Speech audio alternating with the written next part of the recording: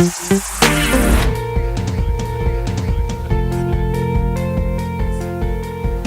afternoon, powerful women, men and women. Magandang hapon po. Naimbag nga malam. I'm from the Cordilleras. I'm Igorota. And I was raised in the mountains. I hold different portfolios in the Presidential Communications Office. And when I speak about the Real Numbers PH or the Anti-Illegal Drugs Campaign, my reaction is because I'm beside Teresita Angsi, human rights activists, and other media personnel. And I handle culture and the arts and indigenous peoples. I go, because I'm with Ian Veneracion, Pia Wurtzbach, and Casey Tandingan. That's my reaction during press conferences. And for federalism, I go, okay. Because most of them are lawyers, and the members of the CONCOM are seniors, I can't say senior citizen. But today, I'm here as a focal person for the gender and development programs of the Presidential Communications Office and what we do with media, what we can share with people so that we can address, every time we write communications to other people, or we want to address other people like congressman. We don't say congressman, we say members of Congress, or a member of Congress, or representative. We don't say congressman because we don't say congresswoman too. We avoid saying those things. Or we don't say spokesman, we say spokesperson. We don't say chairman, we say chairperson. We avoid the man. Gender and development is not just for women. It's for men too, so that we can portray them better. Gender and development is not only for women. It's for members of the LGBT community. So when we launched the Guidebook, one of those who came was Mr. I. Sigera. And so I went, I was so excited. And I said, "Hi, ma'am. Magandang hapon. Ay, magandang umaga, ma'am. Thank you po, ha." Tapos she went, "Huh? Okay ka? Okay ka lang? Ayos na lang, mister." And I was like, oh my God, it was so embarrassing. First rule is, when you meet someone who belongs to the LGBT community spectrum, ask them politely what they would like to be addressed. So if they're comfortable with Mr., let's give them that. If they're comfortable with another name, let's give them that. Anything that's more comfortable to them, let's give it to them. They deserve it. And there are many instances. And for me, my marriage was annulled. And so it's so difficult if you're in the public eye and then you change suddenly you're 40 plus 1 something or 2 or 3, and then suddenly you change your family name and they say, "Bakit? Why? What happened?" They become curious and they try to figure out what happened with you, what happened to your children, what happened to your husband and all, and the like. And every time the stigma you try to explain to everyone. And sometimes and then it's so embarrassing for other people. Embarrassing to you sometimes, awkward, not embarrassing perhaps, but embarrassing for other people. But we should be okay with that, and it's okay. And it should not be tantamount to failure. I'm Igorota.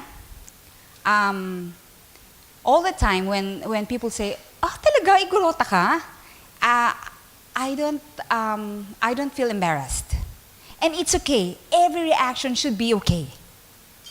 Because we don't control that. What we can control is how we react to their reaction. And it should be okay too. And for us in the Presidential Communications Office, and for any woman for that matter, any reaction from the outside, especially for leaders, should not so much affect us. I mean, well, it could affect us sometimes. But of course, the reaction should be different.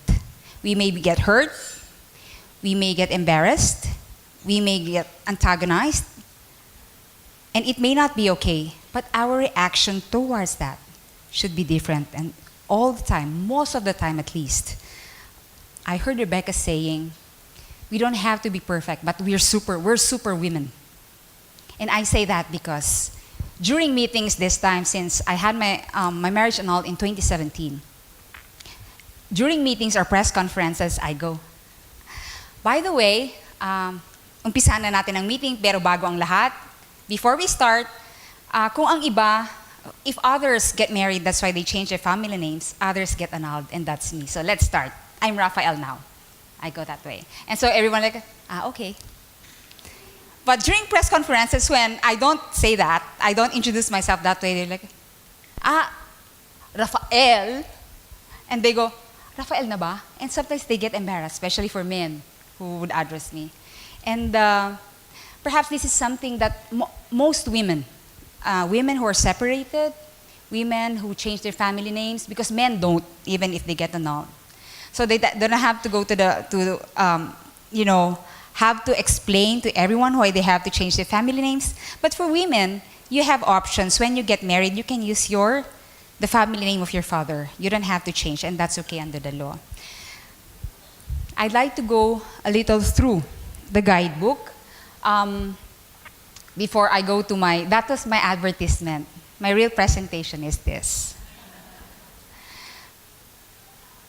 Looking through the lenses, we work for the media, with the media, and we engage with the citizens, everyone. We don't choose any job. So if yung mga may sakit po, those who are sick, anybody who would want to reach out to any agency, we have to help them and connect them with other agencies. But we don't have funds for farm-to-market roads and the like, but we connect other people. And we engage other people insofar as the programs of government is. I was listening a while ago about challenges and the like, and it's really striking. It's really striking for the one that was presented by Lynn. The third one, the second one here, it was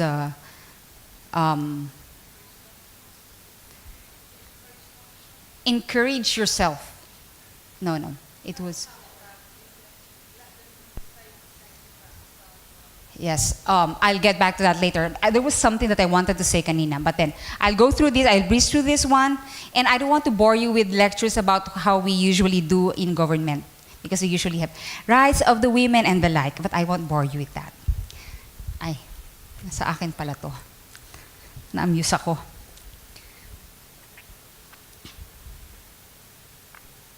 So this is our Gender Fair Media Guidebook.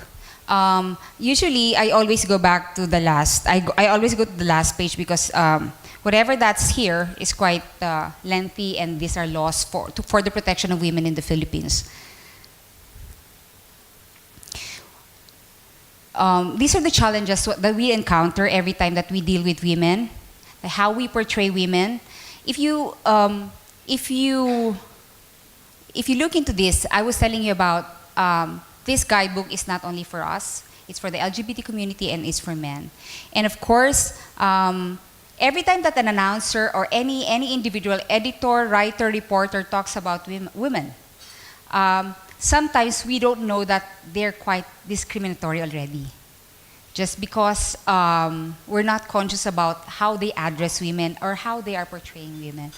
For instance, in advertisements before, we don't get to see men advertising milk, nido. Nowadays, we see a family, a child, a mother, and a father. Before, we don't get to see laundry soap being advertised by men. But now, OG Alcacid goes like this, right? In advertisements. So these are the things that we do to improve how we see men, how men should be portrayed, and how women should be portrayed also.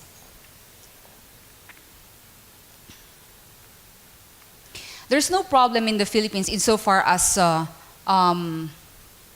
Global Gender Gap Report, because we're first in Asia. Ang ibig sabihin niyan ay powerful ang mga kababaihang Pilipina, like you. And congratulations, Filipinas.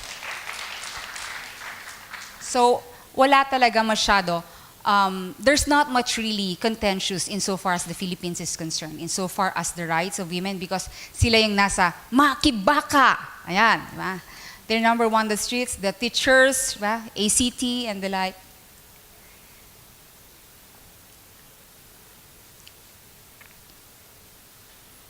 I'll breeze through this one.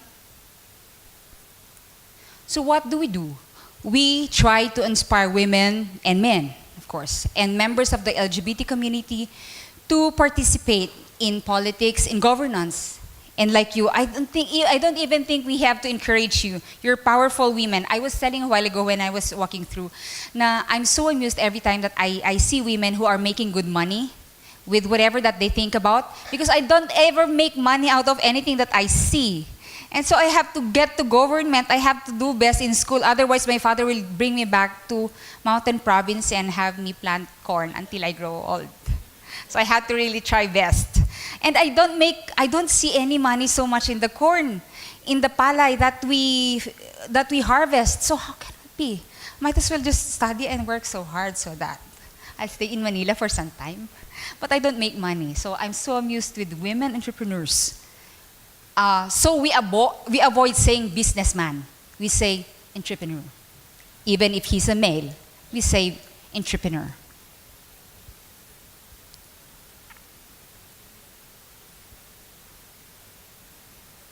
Okay. These are the things that you'd like to help with ABS-CBN, GMA News, PTV, and other radio companies. And of course, part of that is you. Every time that you watch a movie, you can report to MTRCB or the Presidential Communications Office if there's something that you hear or that you see that's being portrayed that's quite not okay, insofar as you're concerned. Recently, there was this video that went viral on social media about a woman who works in Saudi Arabia, I think Saudi Arabia, who chose to be with the boyfriend rather than to be with, of course, you're not in social media because you're busy making money. Okay, so anyway, so it went viral on social media. And then a government agency had to fetch the woman and bring her home so that she can meet her husband and be with her kids. And the kids, when they were showed on video, they were not blurred. The kids were not blurred. And the woman was so exposed. Like, if the woman chose the lover and not the husband, what is it? What is her business dealing with and showing the whole world about her right to privacy, about her choices? It may not be good morally insofar as we judge her. But then, why do we have to go that far and drag her and her family and their children and show the people of the Philippines that, look at this woman. She chose the husband over her 5 kids and the tricycle driver husband. Is that how we want to portray women? So these are the things that sometimes we're not conscious about, but they happen. And they happen on social media so often. And it has to be, if there's something that we can do, we can report it to the Philippine Commission on Women. Things like this. But personally, we should not share those things on social media. Let them, if we cannot do anything about it, we might as well not comment on it. Okay. Also, number 3, we encourage media practitioners to use gender-sensitive language and images. For instance, we avoid using suffixes like when we say actor, we don't say actress. We don't say usherettes. And use suffixes so that, or say doctora or lady doctor. We say doctor, and it does not have to have a gender. We don't say usherette, ushers. We don't say actress, we say actor. Because actor doesn't necessarily mean para lang sa lalaki. Because he's not Akman. He's actor. These are the things that we try to consciously... Gender and development is quite here. And sometimes when we don't talk about the words that we usually hear or use, we're not conscious about it, and we go on repeating the same words, and then it's like, someone who's gender sensitive is like, oh my gosh. But if and when we know, might as well say, mas maganda na, I think we'll use this word. So during meetings, start to say, please address the spokesperson as spokesperson, the chairperson as chairperson, not chairman, not chairwoman.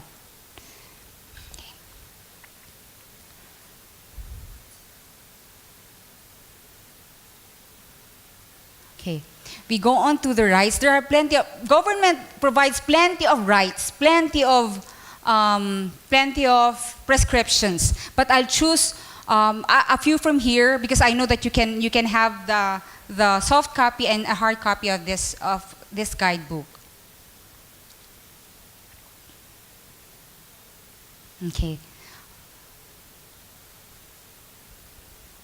As a member of the indigenous community, we have cultural sensitivities too.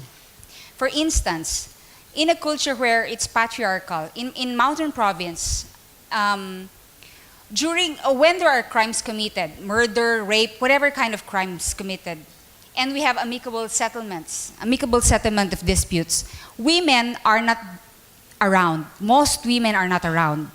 Not because male elders don't want them to be around, but they choose not to be around. But nowadays, it's okay if they're around, but most of the time, we don't speak. So if there are amicables in my town, in our provinces, even if you're a lawyer, if the elders, the older male, would say, I'll be the one to talk, and perhaps I'll ask you if you can later. And that's okay with us. So these are the things also that no matter what rights you have, we have to be sensitive with the culture of the place. We have plenty of rights, we can speak whatever that we wanted to say, but we also have to respect the culture of the place. So all the time, if male people, elders in our town would say, this is what I should say, and this should happen, because this is what happened to the case of someone like that in 1960s. So we respect it. So these are the things that we should be consciously. It's an intertwine of culture, the rights that we have, the rights that we know, and the sensitivities that we should owe other people also.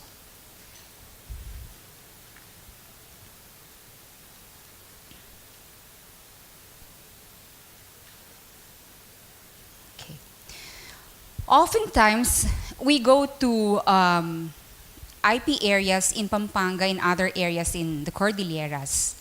And oftentimes, we see whatever, for instance, in Mabalacat, in Aita areas in Mabalacat, we go there, we try to entertain them. Sometimes, government and non-government organizations go there to dictate on how they should act, how they should do, that they should be developed and the like. But they're okay with wherever they are. They're okay in the mountains. They're okay that they're planting. They're okay that they don't want to go to school. And that should be okay. All the time, it should be okay.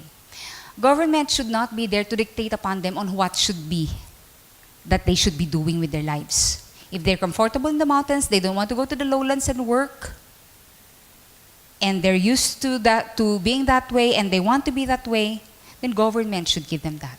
And if we want to help, kung ano lang po ang hinihingi nila, yun lang po ang pwede nating ibigay. But for us to dictate upon them what's development for them, what is development for them, I don't think that is proper. That's what we always say. And even in our culture, nobody should dictate to us what is development for us, because we might not want it. We don't want our environment depleted right away. And there are a lot of things. My town is 4 hours away from Sagada. So for us in the mountains, we don't like what happened to Baguio. It's just so fast, and so traffic, and so everything going so fast. And we don't want it that way. And our elders, in fact, our elders there, one time, one engineer who came from the area went home. He was so successful. You might know him. And he went there and he said to the elders, I wanted to build a windmill. We'll use water and then we'll have electricity in Sagada. And the elders went like, Anak, I think you should go back to Manila. Come back after 15 years because by then we might be gone and you can have your windmill. Because we believe that the windmills might not give us so much enough water and Sagada does not have enough.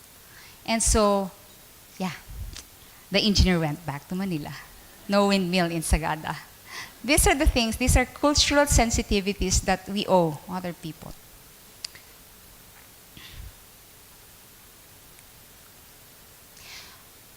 This one, I actually, in my advertisement, this is what I discuss actually. The challenges and opportunities in non-traditional success. Of course, if you want your life to be more rewarding, you have to change the way you think. And all the time, it should be that way. If you're not, you're a single mother, you're separated, you're an IP, you're anyone, but you're a woman and you know yourself, you should be okay with that. We should be okay with that.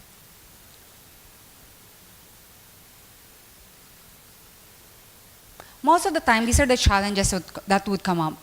And of course, I don't think this challenge is applicable to you because you're earning women. You're entrepreneurs. And I don't think it would be so much a challenge for all of you.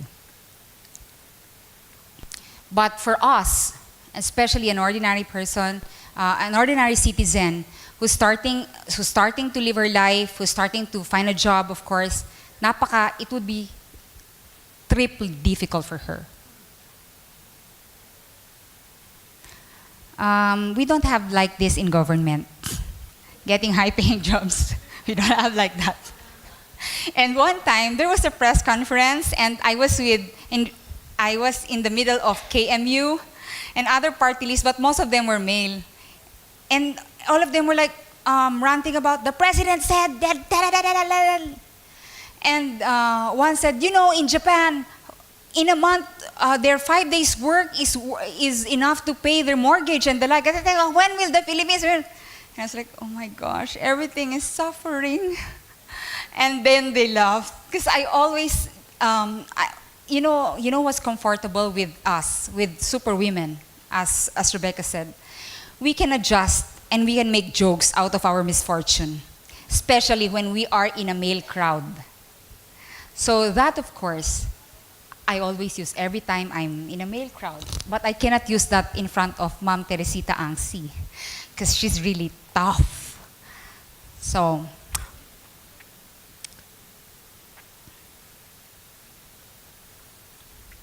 these are the things, of course, it's cliched, but then if you won't allow it to happen, it won't happen. Verbal, domestic. And of course, this one, the facing of stigmas. When you are separated and you have to explain sometimes, and sometimes even when you apply for jobs, you have to explain why you're separated, why you have plenty of children. I have 3 children, 19, 17, and 8.